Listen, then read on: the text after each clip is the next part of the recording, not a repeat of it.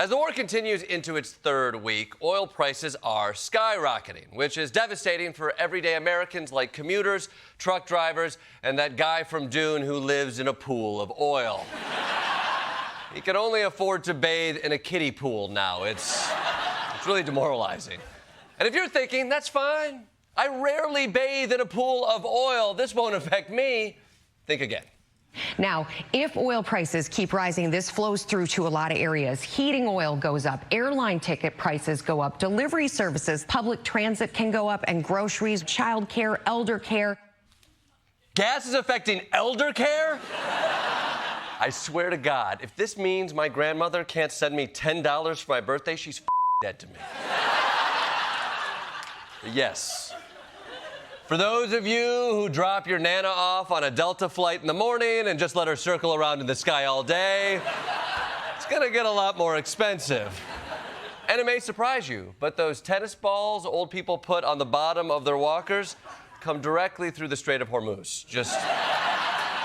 Yeah. So, high gas prices have MAGA world in a tricky position now because there's no way to spin it as a good thing to the American people. Unless, you know what? What if we're the problem? $3.50 gasoline. People are talking like this is the end of the world. No, it's not. I can handle the gas prices. People can handle the gas prices. We're hardly ever called on to sacrifice anything anymore. Freedom is not free. Americans are going to have to make some sacrifices. For gas prices to go up a little bit is suddenly raising so much concern. I mean, think of how much worse it was in World War II than what we're facing now. Is that the bar now? It's not as bad as the worst war in human history, so stop bitching? I mean, you can dismiss any concerns that way. Oh, you're upset because home ownership is out of reach? You know who else doesn't have a home? Saving Private Ryan. Maybe, instead of shaming the American public for complaining about prices, a more thoughtful appeal might help. This is short term, and I'm asking you to just trust the man, okay? Trust the system, let him cook. Hold on for like 2 to 3 tanks of gas. It'll be an extra $10 to $12 a tank. 2 or 3 tanks? You don't know how many tanks of gas I go through, man. My wife just joined a Tokyo Drift club. Oh, she's gonna Tokyo Drift right through our kids' college fund. But you heard him. This is just temporary pain that'll all be worth it in the long term. I'm sure everyday Americans will understand and will take this in stride. If you could say something to President Trump and he was going to hear you right now, what would it be? You are a worthless pile of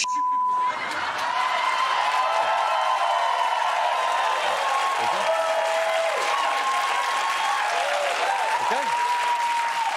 Well, someone's not getting an invite to the new ballroom. You know what? I'm sure that lady was probably just another Trump derangement syndrome liberal who makes her morning matcha with a Ruth Bader Ginsburg whiz. Well, let's hear what else this member of the resistance had to say. And you voted for him how many times? 3 times. That was my bad. Apparently, I'm an idiot. Wow. She's a 3-time Trump voter. Just imagine how angry she'll be when she votes for him a 4th time. Well, let's move on, because unfortunately for Trump, it's not going well for him on Capitol Hill either. 2 weeks ago, he sent Kristi Noem to the great costume bin in the sky. And when Trump thought about who should replace Noem as head of Homeland Security, only one name came to mind. That happened to be 2 names smushed into one name. Markwayne Mullin.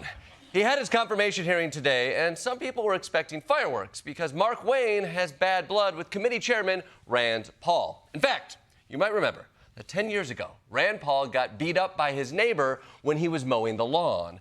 And since then, Markwayne Mullin has taken the side of the neighbor. I believe we have a quote from Mullin about Paul. Rand Paul's a freaking snake. And I understand completely why his neighbor did what he did. Oh, low blow, Markwayne. Picking on someone with half of your names. I mean, although to be fair, while Rand Paul does only have one first name, It is his last name for some reason. All very confusing. Of course, that fight was a decade ago. This is an important confirmation hearing. I don't think Rand Paul is going to use it to try to settle old scores. You told the media that I was a freaking snake and that you completely understood why I had been assaulted. You have never had the courage to look me in the eye and tell me that the assault was justified. Tell me to my face why you think I deserve a lack of contrition, no apology, and no regrets. And so you say you completely understood that I was assaulted from behind, had 6 ribs broken, and part of my lung removed. Whoa! Whoa! You had a lot built up there, man. You said your piece. Now it's out of your system. We can move on with more pressing issues. When I talked to you privately on the phone, there was no apology. Somehow you think I'm just going to set that aside? I don't heard the word apologize. Haven't heard the word regret. You supported the felonious, violent attack on me from behind. Who do you think started that character assassination? I'm repeating your support for the assault. You have no regrets about being happy, being completely understanding why I was attacked from behind. Are those still your opinions? Markwayne. Think he's a little upset? Maybe out of respect, just to help smooth things over. Tell Rand Paul you do not support his neighbor beating the shit out of him. I did not say I supported it. I said I understood it. There's a difference. Not helping, Markwayne! Your coworker says, I don't support cannibalism, but I understand it. You're not trying the shepherd's pie they're bringing to the potluck, okay? Well, look, Rand Paul was actually trying to get at a question about Markwayne's temperament. Because Markwayne didn't just not apologize, he also had a unique argument in defense of political violence. You did many interviews in which you justified the violence as historically justified by precedents, such as caning and dueling. What I was simply pointing out is some of the rules that still apply to this body. For instance, dueling with 2 consenting adults is still there. I was pointing out what is still illegal for 170 years. I'm sorry, does the next Homeland Security chief think that dueling is still legal? My man, it's definitely not legal to duel, even if your first name is currently involved in one. But Senator Markwayne, rather than dueling, may I suggest that it's actually just much easier to just apologize. I've even got the perfect phrase for you. My bad. Apparently, I'm an idiot. Yeah. Easy. Try it out. Just try it out for size. Put it on, see how it fits. For more on the confirmation hearing of Markwayne Mullin, we go live to the Capitol with Grace Kuhlenschmidt. Grace.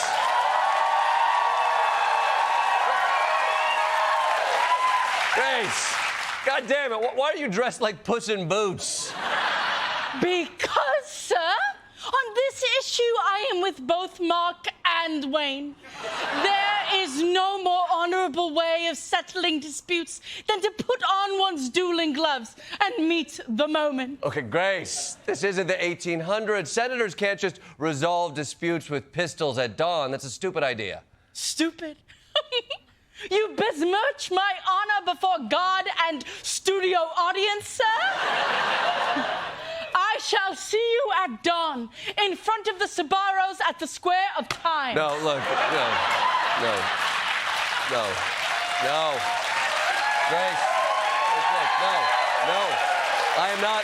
I am not dueling you in Times Square. Look, okay, I apologize for offending you. All right. Gloves back on. But honestly, dueling makes sense to me. A quick fight to get the conflict over with. I mean, I come from a big Sicilian family, and our arguments can last for years. I'm sorry, a Sicilian family? Kuhlenschmidt doesn't sound Sicilian to me. How dare you, sir? You question the results of my Ancestry.com report? For this offense, there is but one response. I challenge you to a duel. All right, Grace. I just think dueling is an immature way to solve a problem. Look, I'm sorry. I believe you're Italian. Grazie mille, Jordan. Okay. Gloves back on. Okay, great. I just think that our Senate is already old and dysfunctional enough as it is. We don't need to add dueling into the mix. Well, that's why dueling makes so much sense. If senators aren't going to retire at a normal age, then dueling is the next best option. It's nature's term limit. Okay, regardless. Grace, and, with all due respect and honor to you and your Kuhlenschmidt famiglia, I respectfully disagree. You scoundrel. You dunder-headed cur, you mewling coward, you infantile mountebank. The gloves are off again. Okay. No, it seems like you just want an excuse to duel me. So bad. Please duel me. You have no idea how much this hat costs. And I have made a promise to my fair Rosalie before she gave me this perfumed handkerchief. Whoever wins our duel shall have her maiden hand in marriage. No, I absolutely do not want that. I'm actually already married. It's fine. She's Polly. Okay, fine. Grace Kuhlenschmidt, everybody.